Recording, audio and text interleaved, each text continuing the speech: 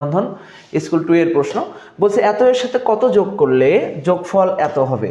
তাহলে এটা নির্দিষ্ট মানের সাথে কত যোগ করলে যোগফল একটা নির্দিষ্ট মান হবে।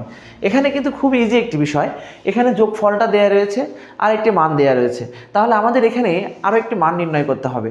তাহলে আমরা কিন্তু এখানে খুব সহজে কিন্তু বলতে পারি, যখন এই টাইপের কোনো অঙ্ক থাকবে এখানে খুব ইজিভাবে বলা রয়েছে এক্স বাই ওয়াই এর সাথে কত যোগ করলে যোগফল এই মানটি হবে। একটু খেয়াল করুন, এক্স ডিভাইডেড বাই ওয়াই, ওয়াইয়ের সাথে একটা নির্দিষ্ট মান, একটা অজানা রাশি, মানে যে মানটা আমরা যোগ করব সেই মানটাকে আমরা এ ধরে নিলাম এবং এটার যোগফলটা বলা রয়েছে ওয়াই ডিভাইডেড বাই এক্স। এখন এখান থেকে আমাদের এ এর মানটা নির্ণয় করতে হবে, খুব সহজ, একদম সিম্পল একটি বিষয়। তাহলে এখানে এ সমান আমরা Y divided by X minus X divided by Y.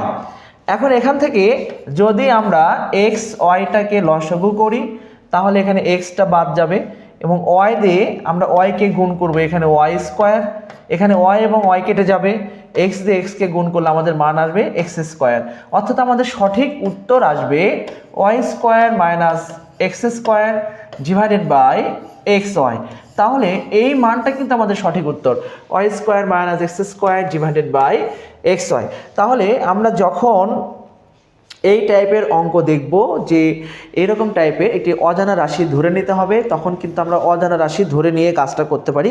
অথবা আপনারা চাইলে সরাসরি এই মান থেকে এই মানটা বিয়োগ করে দিতে পারেন।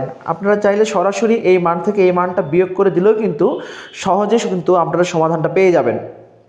আপনারা লাইভটি কে কোথা থেকে যুক্ত আছেন এবং সবাই কিন্তু লাইভটি শেয়ার করবেন, শেয়ার করে সকলের মাঝে ছড়িয়ে দেবেন। আমরা আমাদের পরবর্তী প্রশ্ন নিয়ে কাজ করি। একটু সময়, এখন সময় আমাদের 10:30, প্রায় 10:30 লাইভটি শুরু করেছি।